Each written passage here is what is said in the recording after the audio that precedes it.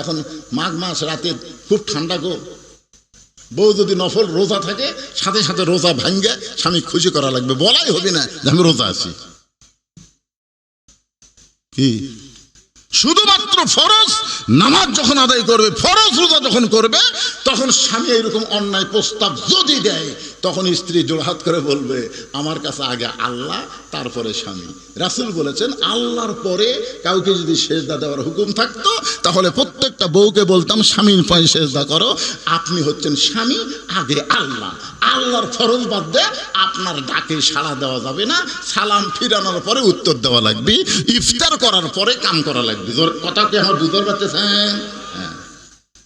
রব্বানা আতিনা ফিদ দুনিয়া হাসানাতাও ওয়া ফিল আখিরাতি হাসানা ওয়া কিনা আযাবান্নার। সঙ্গে সঙ্গে ফাতেমা জাতা ঘোরান বন্ধ, কোরআন তেলাওয়াত বন্ধ। স্বামীর এই মুখের আয়াত শুনে জাতা ঘোরানো বন্ধ, কোরআন তেলাওয়াত বন্ধ, দুইটাই বন্ধ করে ফাতেমা দৌড়ে এসে পায়ের বুড়া আঙ্গুলে ভর দিয়া স্বামীর কপালে একটা চুমা খা। স্বামীর কপালে বুড়া আঙ্গুলে ভর দিয়ে চুমা খা। খালি বলতেছেন ফাতেমা তুমি জাঁতা ঘুরাচ্ছিলে, কোরআন শরীফ তেলাওয়াত করতেছিলে, আর আমি ঘরের দরজাত আসার সাথে সাথে তুমি সব কাজ কাম বন্ধ করে দিয়ে আমার কপালে চুমা দিলে, কারণ কি? ফাতেমা বলতেছে আপনি জানেন না, স্বামী যখন ঘরত আসবে তখন বিবির সমস্ত কাজ কাম হারাম, একটাই মাত্র কাজ হচ্ছে স্বামীকে খুশি করা। আপনাদের পক্ষে ওয়াজ হচ্ছে, অথচ আপনারা সুবহানাল্লাহ করছেন না। আচ্ছা, স্বামী যখন ঘরত আসবে তখন বিবির এক নম্বর কাজ কি? এ সাইয়্যিদাতুন নিসা আহলুল জান্নাহ ফাতেমাতুজ জাহরা, যিনি জান্নাতি নারীদের নেত্রী হবে, তিনিই বলতেছেন স্বামী যখন ঘরে আসবে বিবির সমস্ত কাজ কাম হারাম, এক নম্বর কাজ হলো স্বামীকে খুশি করা। আর আমাদের গুলাক যদি আমরা বাড়ির যা ডাকি রহিমা, কথা কয় না, গো রহিমা, কথা কয় না, সোনার চান রহিমা, কি এত ডাকেন কেন? আমার কাম নেই। ওরে বাবা রে, স্বামী ডাকতিছে আর ওই আমার কাম নেই। আর ফাতেমা বলতে সমস্ত কাজ কাম হারাম। এমনকি নফল নামাজ যদি মেয়েরা পড়ে আর স্বামী যদি ডাক দেয়, নামাজ বাদ দেয়, স্বামীর ডাকের উত্তর দেওয়া লাগবে, নামাজ বাদ দেয়। কোন মেয়ে যদি নফল রোজা রাখে, স্বামী যদি দুপুর বেলা খায় গোসল করবে আসো, এখন মাঘ মাস রাতে খুব ঠান্ডা গো, বউ যদি নফল রোজা থাকে সাথে সাথে রোজা ভাঙ্গে স্বামী খুশি করা লাগবে, বলাই হবে না যে আমি রোজা আছি। কি শুধুমাত্র ফরজ নামাজ যখন আদায় করবে, ফরজ রোজা যখন করবে, তখন স্বামী এরকম অন্যায় প্রস্তাব যদি দেয়, তখন স্ত্রী জোড়হাত করে বলবে আমার কাছে আগে আল্লাহ তারপরে স্বামী। রাসূল বলেছেন আল্লাহর পরে কাউকে যদি সেজদা দেওয়ার হুকুম থাকতো তাহলে প্রত্যেকটা বউকে বলতাম স্বামীর পায়ে সেজদা করো, আপনি হচ্ছেন স্বামী, আগে আল্লাহ। আল্লাহর ফরজ বাদ দিয়ে আপনার ডাকে সাড়া দেওয়া যাবে না, সালাম ফিরানোর পরে উত্তর দেওয়া লাগবে, ইফতার করার পরে কাম করা লাগবে। কথা কি আমার বুঝতে পারতেছেন? হ্যাঁ।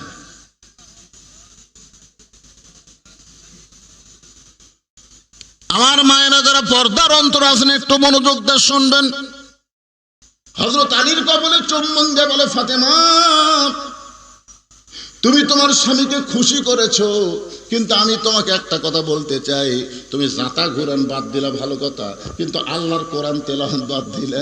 ফাতেমা বলতেছে আমিও তো জানতে চাই, আপনি তো বাহিরে কোরআন শরীফ পড়তেছিলেন, আমি মেয়ে মানুষ আস্তে আস্তে কোরআন পড়ি, আপনি কোরআন পড়েন জোরে জোরে। পুরুষ মানুষ যখন কোরআন পড়বে তখন আস্তে না জোরে?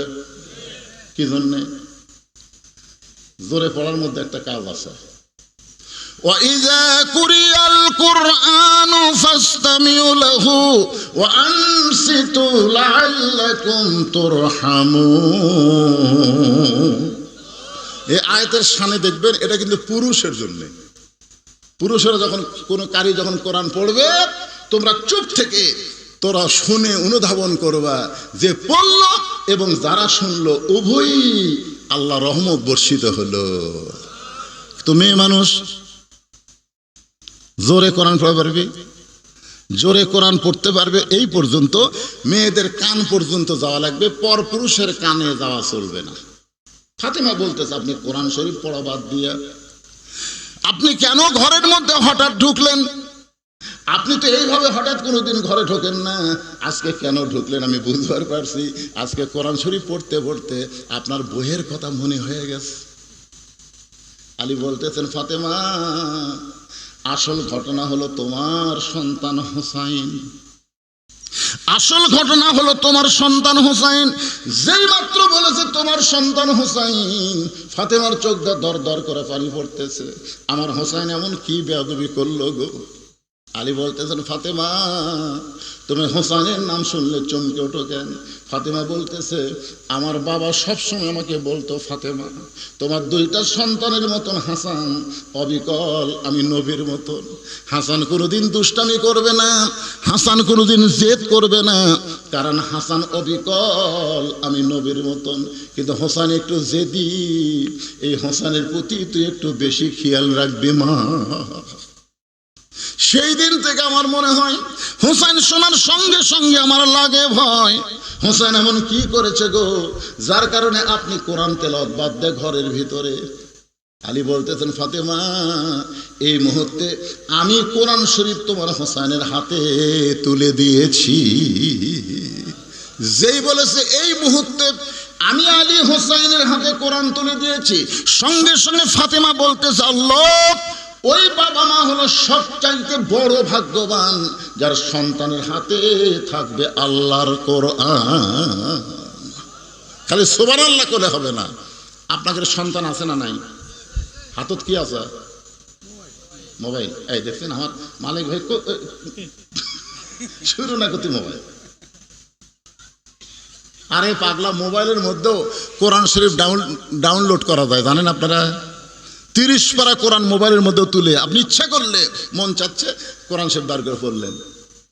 কি মোবাইলের মধ্যে গান বাজনা থাকবে, মোবাইলের মধ্যে আজহারের ওয়াজ থাকবে, সাইদি সাহেবের ওয়াজ থাকবে, পারলে আমার মতন বদলুর ওয়াজ থাকবে। অনেক লোক তো আমাকে কয় হুজুর রাত্রে যখন ঘুম ধরে না তখন আপনার ওয়াজ দেই। ওয়াজ শুনতে শুনতে কখন যে আমার ঘুম ধরে আমি ধ্যান বাড়ি পারি না। আমার একটা ওয়াজ আছে আদম হওয়ার ওয়াজ, আপনারা শুনছেন আদম হওয়ার? এই ওয়াজ যখনই দিবেন আপনি 8 ঘন্টা শুনবার পারবেন না। মানে এত মেলোডি আর এত মধুর টান আছে বুঝলেন, ওই টানে একসময়। আজকে বলতেছি যদি কার খুব ঘুমের ওষুধ লাগে, ওষুধ লাগবে না, কারণ আদম হওয়ার ওয়াজ শুনবেন। আর একটা আছে হাসান হোসেনের ওয়াজ, শুনছেন? মায়ের দয়া মাঝে, বাপের দয়া মাঝে মাঝে, মায়ের দয়া সব সময়, এগুলো শুনবেন। এগুলো তখন ছেলেরা শুনবে, ওয়াজ শুনবে, কোরআন শরীফ তেলাওয়াত করবে। ওই বাবা মাই হলো সবচাইতে বড় ভাগ্যবান যার বাচ্চার হাতে, ছোট বাচ্চার হাতে, ছোট বাচ্চার হাতে থাকবে আল্লাহর কোরআন। আর আপনার ছোট বাচ্চার হাতে দিয়েছিলেন কি? আগডুম বাগডুম ঘোড়াডুম সাজে, ঢাক ঢোলক ঝাঁঝর বাজে, ব্যস্তে ব্যস্তে চললো ঢুলি, ঢুলি গেল কমলা ফুলির টিয়াটা, সূর্য মামার বিয়াটা। ওই বড় হলে কি মাল হবে? কারণ এই যে এতক্ষণ জেলে পড়লো এর মধ্যে কি একটা কথা সত্যি আছে? কথা কন রে ভাই, সত্যি আছে? আইরাই টিয়ে নাই ভরা দিয়ে না হলে গেল বোয়াল মাছে, তাই না থেকে ভোদর মাছে। শোনেন, যদি আপনার ছেলে বড় হয়ে যায়, এখন আপনার নাতিক দেন, মাদ্রাসার দেন, মাদ্রাসা নুরানি শিক্ষা আছে জানেন আপনি? মাদ্রাসায় নুরানি শিক্ষা আছে, ক্লাস 3 পর্যন্ত নুরানি পর্যন্ত পড়বে। কোন প্রাইমারির 5 পাশের কোন ছেলে যদি ওর সাথে পারে, আমি ওয়াজ বন্ধ করে দেবো। খালি নুরানি মাদ্রাসা দেবেন কে ভাই? কথা ঠিক? আমার নুরানি মাদ্রাসা আছে, ওর কবির আরবি লিখতেছে 1 নম্বর, বাংলা লেখ 1 নম্বর, ইংরেজি লেখ মানে ছাপে দিল। কি কয় হুজুর? উপবৃত্তি। এই প্রাইমারির কয়টাকে উপবৃত্তির জন্য বেটা খাড়া হয়ে পেশাব করাচ্ছে। পেশাব দিয়ে আমার এলাকার এক ক্লাস 2 এর ছাত্র পেশাব দিয়ে 40 লিখছে। অনেক মাহফিলে বলি কিয়ামতের লক্ষণ। একের খাড়া হয়ে থাকে, যন্ত্রতে পেশাব করতেছে, আগে লিখছে 4, পরে দিচ্ছে 0। আমি জীবনে দেখে চিন্তা করলাম এটা কোন যুগ রে, পেশাব দিয়ে লেখা। আমি যে বলেছি কে রে মারছে দৌড়, দৌড়ার সামনে বললো কি করলি? চাচা দোয়া করেন। 100 বন্ধু লেখার নিয়ত আছে, দেখছেন শালা আমার কাছে কি দোয়া চাই, 100 বন্ধুই লিখবি। আজকে পেশাব কম দেখে 40 লিখছে। এ কোন ক্লাসে পড়িস রে? ক্লাস 2 পড়িস। চাচা তো কেমনে পেশাব করা লাগে তুই জানিস না? তোর স্যার তোকে শিখায়নি? বসে থেকে পেশাব করবি। তোকে চাচা যে কি কয়, প্রাইমারি পেশাবখানা যায় দেখে আমার স্যারই খাড়া হয়ে পেশাব করে, ওর স্যারই খাড়া হয়ে মারে, তুই বসবি? চিন্তা করে দেখেন। ফাতেমা বলতেছে ওই বাবা মা হলো সবচাইতে বড় ভাগ্যবান যার হাতের মধ্যে থাকবে আল্লাহর কোরআন। কারণ যেই বাচ্চার হাতে কোরআন দেবেন, লা ইয়ামাসসুহু ইল্লাল মুতাহহারুন, ততক্ষণ পর্যন্ত স্পর্শ করতে পারবে না যতক্ষণ পর্যন্ত পবিত্র না হবে। আর ছোটবেলা থেকে সন্তানকে পবিত্র হওয়ার শিক্ষা দিলে 7 বছর থেকে তালিম দেবেন, 10 বছর থেকে নামাজ ধরাবেন, ও কোনোদিন বেনামাজি হবে না। এখন বলতেছে স্বামী গো, তাহলে আপনি হোসেনের হাতে কোরআন দেয়া ঘরের মধ্যে কারণ? বলে দরজায় কতগুলো মেয়ে মানুষ আইছে, সেই মেয়েরা তোমার সঙ্গে দেখা করতে চায়।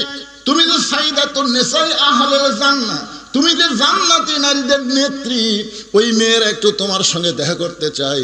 তুমি যদি হুকুম দাও তাহলে দরজা খুলে দেওয়া হবে, আর দরজা খুলে দিলি মেয়েরা তোমার সঙ্গে একটু দেখা করবে গো। তুমি কি দরজা খোলার হুকুম দাও? ফাতেমা বলে স্বামী গো, আপনি যখন বলেছেন আমার কোনো আপত্তি নাই, তাহলে মেয়েরা যখন আমার সঙ্গে দেখা করতে চায় আপনাকে কষ্ট করে পর্দার ব্যবস্থা করা লাগবে। যেই বলেছে আপনাকে কষ্ট করে পর্দার ব্যবস্থা করা লাগবে, আলী মুচকি মুচকি হাসে আর বলে ফাতেমা, মেয়েরা মেয়ের সঙ্গে দেখা করতে গেলে পর্দার কোনো ব্যবস্থা লাগে না।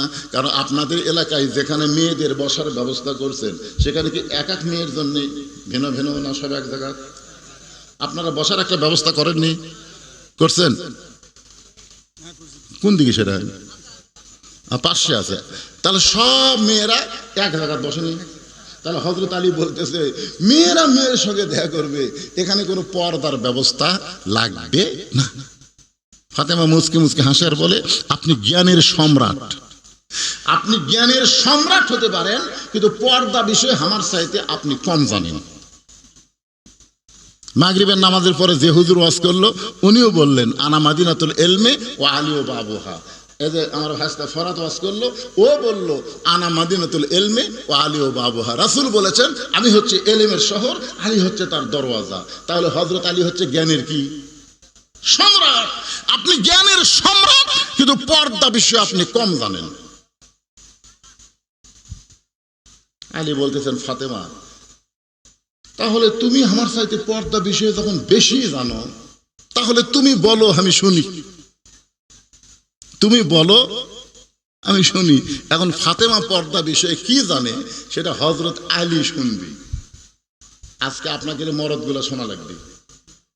আমরা আলীর দলের লোক লয়, চিন্তা করে দেখেন, আমাকে শোনা লাগবে যে ফাতেমা এমন পর্দার কি জানে, যেই পর্দা আজকে বাংলাদেশে কায়েম হলে প্রত্যেকটা বাড়িতে রহমত বরকতে ভরে যাবে।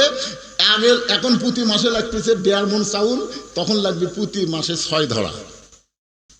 এখন ইলিশ মাছের স্বাদ নাই, তখন সিলভার মাছ ইলিশের চাইতে বেশি স্বাদ হবে। বিশ্বাস করেন, একটা পর্দানিশী নারী যার মধ্যে হাত দিবি তারই মধ্যে বরকত হবে। সুবহানাল্লাহ কন না কেন ভাই? একটা পর্দানিশী মেয়ের মধ্যে কি বরকত! হাজী সাহেব আমারে কয়, হুজুর গোটা বাংলাদেশে ওয়াজ করেন, তো আমার একটা মেয়ে আছে হুজুর, একটা ভালো ছেলে যদি আপনার খোঁজে থাকে একটু বিয়ে দেব হুজুর, একটাই মেয়ে, একটু ভালো ছেলে।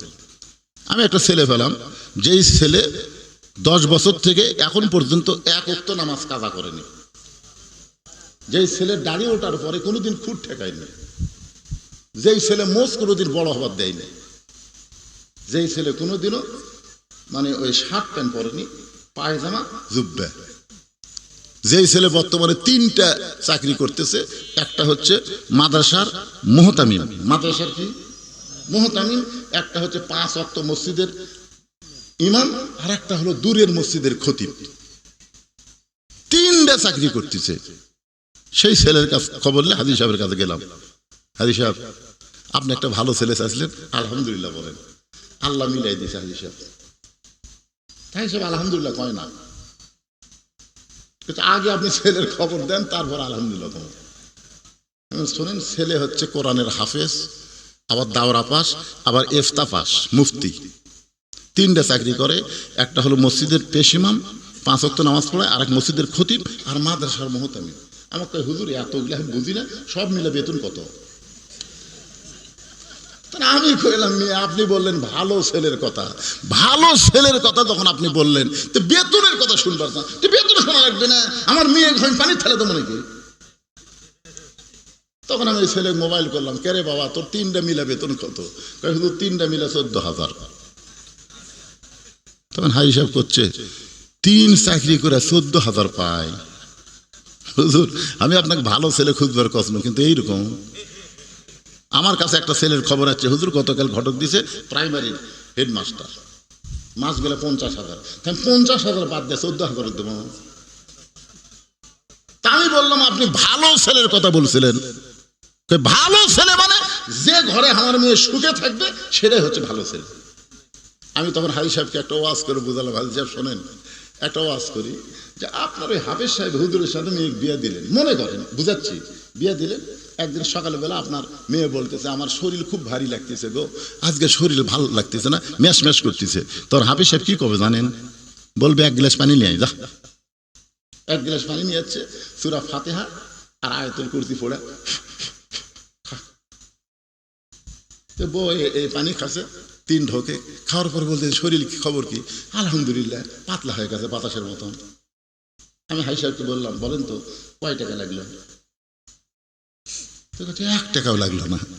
মনে করেন আপনার মেয়ের বিয়ে আছে প্রাইমারি মাস্টারের সাথে, সকালবেলা যদি বলে স্বামী তো আমার শরীর ভারী লাগতেছে, লড়বার পারতেছি না, তো প্রাইমারি মাস্টার কি বলবে? গিলাস আন।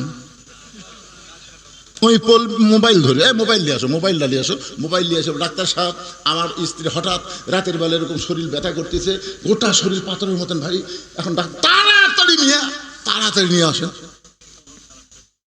এখন তাড়াতাড়ি অ্যাম্বুলেন্স করে ডাক্তারের কাছে নিয়ে গেছে। ডাক্তার চেহারা টেহারা দেখে মনে করতে টেকার গরম তো ভাই, পেশাব পরীক্ষা করেন, এ পরীক্ষা করেন, সেটা পরীক্ষা করেন, সব পরীক্ষা টরীক্ষা ডাক্তারের চেকআপ টেকআপ মোট 6,000 টাকা। 6,000 টাকা নিয়ে মেয়ে দিল। আপনি হাজি সাহেব কত গেল? 6,000। আর হাফেজ সাহেবের কত গেছিল? 1 টাকা হলো। 14,000 দেখে আপনি চিন্তা করতেছেন, আর 50,000 দেখে আপনি খুশি হয়ে গেছে। এই প্রাইমারি মাস্টার ইলিশ মাছ কিনবে, বইয়ের হাতে দিবে যে বাজারত কেউ কিনবার পারেনি, আমি কিনছি রে, যাও পাক করো। এই পাক করবি, পাক করে 2 জন খাবার বসে করবি। এখন ইলিশত স্বাদ নাই, আর হাফেজ সাহেব সিলভার কিনে না, ভোগ বলবি বিসমিল্লাহ কয়ে ধরো, বিসমিল্লাহ কয়ে কোটো, বিসমিল্লাহ কয়ে তরকারি পাক করবে, সব বিসমিল্লাহ কয়ে পাক শিখ করে স্বামী স্ত্রী খাবার বলছে। তখন বলতেছে আল্লাহুম্মা বারিক লানা ফিমা রাযাকতানা ওয়া কিনা আযাবান্নার। বিসমিল্লাহ বরকাতিল্লাহ কয়ে ভাত আর সিলভারের মাছ যখন মুখত দেয়, তখন কে গো তুমি না সিলভার কিনলে, ইলিশের মতন স্বাদ কেন? আল্লাহ কাই যতবার বিসমিল্লাহ কছু ওটার সিলভার আছে, ওটা ইলিশ বানিয়ে দিছে। তো বরকত দেওয়ার মালিক কে? কথা বলেন, বরকত দেওয়ার মালিক কে? একটু মনোযোগ দিবেন আমার মা বোনেরা। আমি পর্দার কথা বলতেছি। ফাতেমা বলে স্বামী গো, যে কয়টা মেয়ে দরজায় দাঁড়িয়ে আছে আপনি কি তাদের চেনেন? আপনি কি তাদের চেনেন? আলী বলতেছে কি বলবে? যদি বলে চিনি, উত্তর কি হবে কোন? শোনেন, বইয়েরা এরকম পরীক্ষা করতে পারে। আমি একদিন খালি আমার বইয়ের সামনে করছিলাম, আমার চাচাতো ভাইয়ের বউ খুবই সুন্দরী, এ কথা বলা সারা আমার বউ বলতেছে কবে থেকে লুচ্চা হলেন? আমার আপন চাচাতো ভাইয়ের বইয়ের কথা আমার বইয়ের কাছে কষে, কবে থেকে লুচ্চা হলেন? আপনার চাচাতো ভাইয়ের বউ দেখা আপনার জন্য জায়েজ না হারাম? আমি করছি হারাম গো। তাহলে সুন্দরী কেমনে কন? কুল্লিল মুমিনিনা ইয়াগুদ্দু মিন আবসারিহিম, আপনি আল্লাহর কোরআন পড়েন না? সেদিন থেকে 2 কান ধরে তওবা করছে, আল্লাহ কোন মেয়ে যদি সুন্দরী দেখি আমার বউয়ের সাথে আর আমি জীবনে কমো না, আসলে আমি দেখবই না, কারণ বউ আমার চোখ খুলে দিছে। এখন ফাতেমা বলতে তো স্বামী গো, যে সমস্ত মেয়েরা দরজায় দাঁড়িয়ে আছে তাদেরকে আপনি চিনেন? আলী বলতেছেন, ফাতেমা, এই দুনিয়াতে একজন মাত্র মেয়েকে আমি চিনি, সে মেয়েটা হলো আমার হাসান হোসেনের মা। আমার হাসান হোসেনের মা ছাড়া এই দুনিয়ার অন্য কাউরে আমি চিনি না। ফাতেমা বলে, স্বামী গো, তাহলে মনে রাখেন, যে কয়টা মেয়ে দরজায় দাঁড়িয়ে আছে তাদের মধ্যে সমস্ত মেয়েরাই হলো ভালো, সমস্ত মেয়েরাই হলো ভালো। কিন্তু একটা মেয়ে যদি বেপর্দা হয়, যে কয়টা মেয়ে দরজায় দাঁড়িয়ে আছে সব মেয়ে কি? সব মেয়ে ভালো, ধরে করে সব মেয়ে কি? একটা মেয়ে, আপনাকে এই গ্রামের মধ্যে সমস্ত মেয়েরাই ভালো, কিন্তু একটা মেয়ে যদি বেপর্দা হয়, ওই একটা মেয়ের দ্বারা গোটা গ্রামের যুবক নষ্ট হবে। জোরে কোন কথা ঠিক কিনা? এই জন্য ফাতেমা বলে, স্বামী গো, সব মেয়েরাই ভালো, কিন্তু একটা মেয়ে যদি বেপর্দা হয়, ওই পর্দানিশী মেয়েদের মধ্যে একটা মেয়ে এসে ফাতেমার চোখের চেহারা, ফাতেমার মুখের চেহারা, ফাতেমার গায়ের রং যদি পর পুরুষের কাছে গিয়ে কোনোদিন বলে, তাহলে আপনি বলেন তো, যেই ফাতেমা এত কষ্ট করে পর্দার মধ্যে থাকলো, সেই ফাতেমা একটা মেয়ের মাধ্যমে পর পুরুষের কাছে প্রকাশ হয়ে গেল, আপনি কি চান আপনার ফাতেমা বেপর্দা হোক? ফাতেমা এমন পর্দানিশী। খাদিজাতুল কুবরা বলে, যখন জয়নাব আমার পেটে ছিল, আমার মেয়ে পেটে আছে আমি বুঝতে পারছি, কুলসুমা পেটে ছিল বুঝতে পারছি, রোকেয়া পেটে ছিল বুঝতে পারছি, কিন্তু ফাতেমা যখন আমার পেটে ছিল আমি অনুভব করেছি কিন্তু বুঝতে পারি নাই। ফাতেমা যখন প্রসব হলো আমার কোনো যন্ত্রণা হয়নি, আমি তাকায় দিকে ফাতেমা দুইটা হাত দিয়া ইজ্জত ঢেকে দুনিয়াতে প্রসব হয়েছে। আমার মা বোনদের জন্য পর্দার ওয়াজ করলাম, আপনাদের জন্য নামাজের ওয়াজ করলাম। এখন আমার দ্বিতীয় বিষয় হলো কুরবানি। জোরে কোন কি? আপনারা কুরবানি একলা দেন না ভাগে দেন? কুরবানি বিষয়ে আমি তিনটা মশলা বলবো, যে মশলাগুলো আপনাদের জন্য খুবই দরকার। শুনবেন না ভাইজান?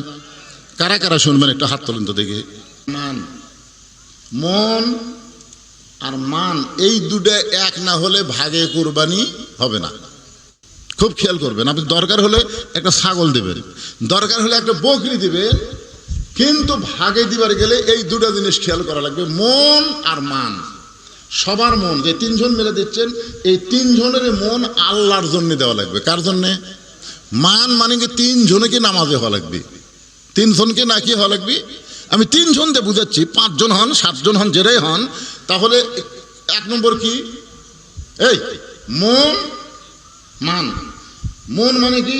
আমাদের যে কয়জন মিলা কুরবানি দিচ্ছি সবগুলার মন হওয়া লাগবে কার জন্যে?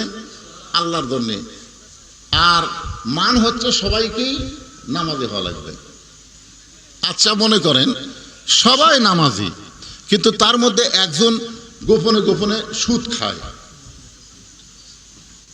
মহিলাদের মধ্যে মহিলারা আদায় করবে না, ছেলেরা?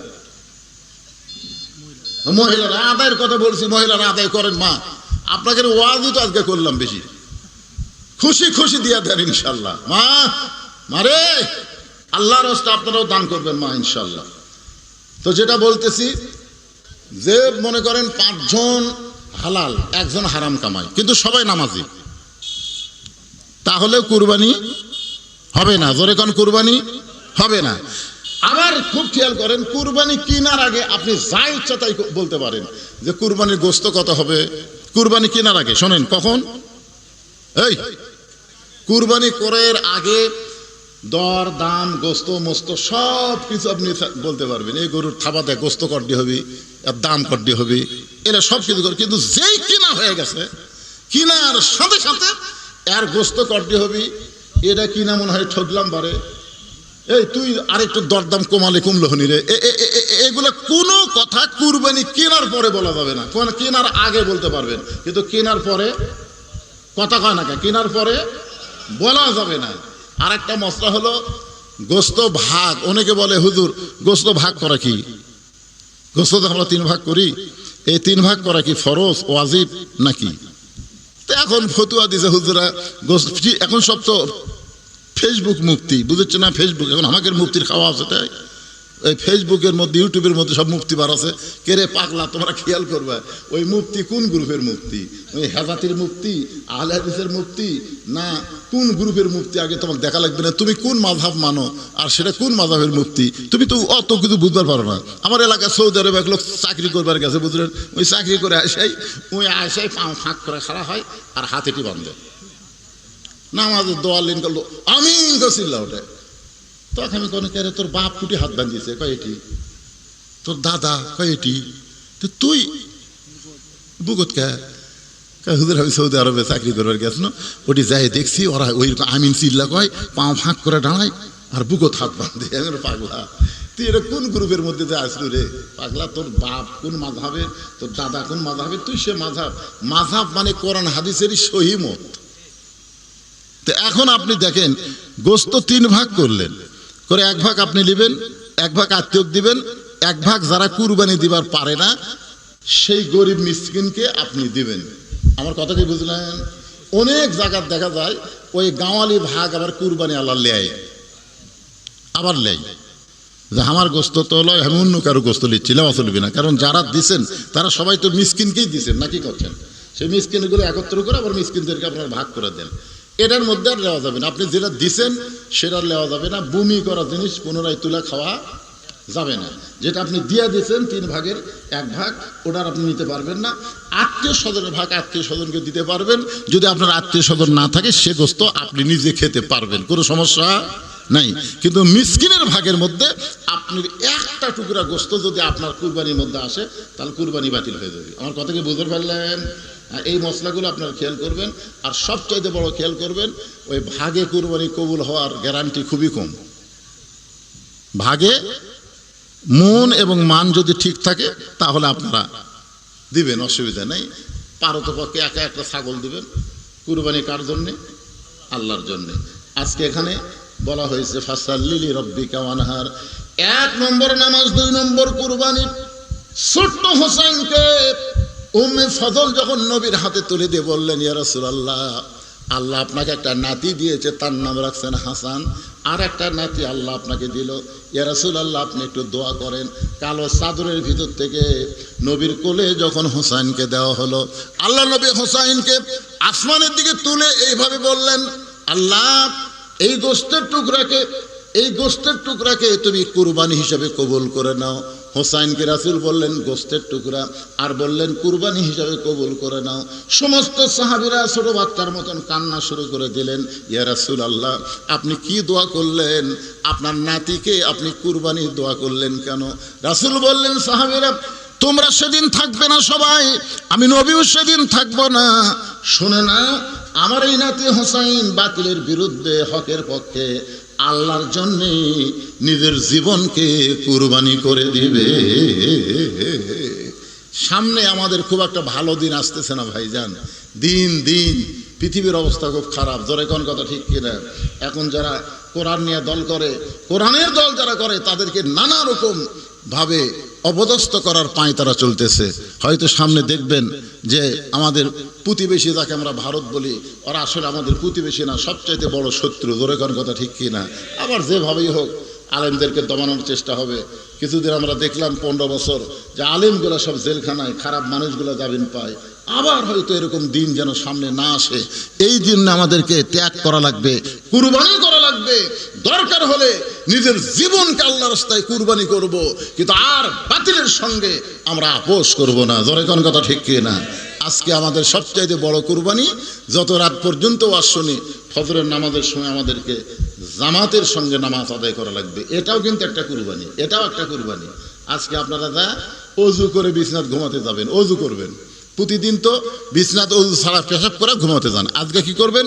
অজু করে বিছনায় যাবেন, আল্লাহুম্মা বিইসমিকা আমুতু আহইয়া এই দোয়া পড়ে আয়াতুল কুরসি পড়ে বুকুত ফুঁক দিবেন। ফজরের নামাজ জামাতের সঙ্গে আদায় করলে আজকে রাতের কুরবানি আল্লাহ কবুল করে নেবে। সকলে বলে আল্লাহুম্মা আমিন। আস্তাগফিরুল্লাহ রব্বি মিন কুল্লি জামবি ওয়া তুবু ইলাইহি লা হাওলা ওয়ালা কুওয়াতা ইল্লা বিল্লাহিল আলিয়্যিল আযীম। আল্লাহুম্মা সাল্লি আলা মুহাম্মাদ, আল্লাহুম্মা বারিক আলা মুহাম্মাদ, আল্লাহুম্মা আমিন। আল্লাহুম্মা আনতাস সালাম ওয়া মিনকাস সালাম, তাবারাকতা ইয়া যাল জালালি ওয়াল ইকরাম। আয় আল্লাহ তাআলা, কঠিন গরমের ভিতরে তোমার বান্দারা আরামের বাড়ি, ঘুমকে বাদ দিয়া, ফ্যানের বাতাসকে বাদ দিয়া, আয় আল্লাহ তাআলা এই জান্নাতের বাগানে বসে বসে ঘন্টার পর ঘন্টা আলোচনা শোনার শেষে আমি গুনাহগারের সঙ্গে হাত তুলেছি। আল্লাহ মেহেরবানি করে আজকের মাহফিল আমাদের সকলের হেদায়েতের জন্যে, নাজাতের জন্যে, জান্নাতের জন্যে কবুল করে নাও। এই মাহফিলের শুরু থেকে শেষ পর্যন্ত যত আলোচনা হয়েছে আল্লাহ, এর মধ্যে যদি ত্রুটি হয়, ভুল হয়, মাফ করে দাও আল্লাহ। যা হাদিয়া মঞ্জুর করো সোনার মদিনায় নবী পাকের রওজা মোবারকে আল্লাহ কবুল করে নাও। তামাম আম্বিয়াই কেরাম, আসহাবে কেরাম, তাবিনী কেরাম, তাবিনী কেরাম, আল্লাহ আমরা যারা হাত তুলেছি, আমাদের জনম দুঃখনী মা বাবা যাদের কবরে চলে গেছে আল্লাহ, মেহেরবানি করে মা বাবার কবরকে জান্নাতের টুকরা বানিয়ে দেন আল্লাহ। যেই যুবকেরা কষ্ট করে মেহনত করে আল্লাহ তাদের পাঠাগারের পক্ষ থেকে আজকের জান্নাতের বাগান লাগাই দিয়েছে, এই সমস্ত যুবকদেরকে আল্লাহ 5 ওয়াক্ত নামাজি কবুল করে নেন আল্লাহ। এই গ্রামের উপরে রহমত বরকতের দরজা খুলে দেন। সম্মানিতা মা বোনেরা পর্দার অন্তরালে বসে বসে যারা ওয়াজ শুনেছে, আবিদা সালিহা পদ্মানিজি কবুল করে মা ফাতেমার চরিত্র দান করে দেন আল্লাহ। আমার আব্দুল মালিক ভাই সহ আল্লাহ তাআলা যারা আমরা হাত তুলেছি আল্লাহ, কে কোন নিয়তে হাত তুলেছে সকলের নেক নিয়ত নেক আশাকে আল্লাহ আপনি কবুল করেন। আজকের মাহফিলের সম্মানিত সভাপতিকে আল্লাহ আপনি কবুল করেন আল্লাহ। বীর মুক্তিযোদ্ধা মানুষ আজকের মাহফিলের সম্মানিত প্রধান অতিথি চেয়ারম্যান সাহেব আল্লাহ, এছাড়াও সম্মানিত অতিথিবৃন্দ আল্লাহ, যুবকদেরকে খুশি করার জন্য কোরআনের মাহফিলে যারা নগদের দান করেছে অল্প বেশি আল্লাহ, সকলের দানগুলোকে জান্নাতের বিনিময় হিসাবে কবুল করে নেন। আয় আল্লাহ তাআলা পাঠাগারের সম্মানিত সভাপতি, সম্মানিত সেক্রেটারি, ক্যাশিয়ার সদস্য আল্লাহ সকলকে জান্নাতি সদস্য হিসেবে কবুল করেন। এ পাঠাগারের মাধ্যমে এলাকার মানুষের সুশিক্ষার একটা ব্যবস্থা করার তৌফিক দিয়ে দেন আল্লাহ। আল্লাহ গোটা বিশ্বের মুসলমানকে হেফাজত করেন, ফিলিস্তিন মুসলমানের জন্য দোয়া করেন আল্লাহ। ফিলিস্তিনকে মুক্ত স্বাধীন করে দেন, গাজাকে আল্লাহ আপনি স্বাধীন করে দেন, ইহুদিকে আল্লাহ পৃথিবীর মানচিত্র থেকে ধ্বংস করে দেন। ভারতে মুসলমানদেরকে নির্যাতন করতেছে, মসজিদ মাদ্রাসা ভাঙতেছে আল্লাহ, আপনি সব দেখতেছেন আল্লাহ, সব ক্ষমতা আপনার, আপনি সব উলট পালট করতে পারেন আল্লাহ। আল্লাহ আপনার উপর সব দায়িত্ব দিয়ে দিলাম আল্লাহ। আমার বাংলাদেশের প্রতি আল্লাহ খাস রহমত করেন আল্লাহ, খাস করে নওগাঁ জেলার অত্র এলাকার প্রতি আল্লাহ আপনি রহমত করেন। সুবহান রাব্বিকা রব্বিল ইজ্জাতি আম্মা ইয়াসিফুন ওয়াস সালামুন আলাল মুরসালিন আলহামদুলিল্লাহি রাব্বিল আলামিন ওয়াজাল আখিরাতি কালিমাতুন ইনদাল মাউতি। সকলে পড়েন লা ইলাহা ইল্লাল্লাহু মুহাম্মাদুর রাসূলুল্লাহ সাল্লাল্লাহু আলাইহি সাল্লাম।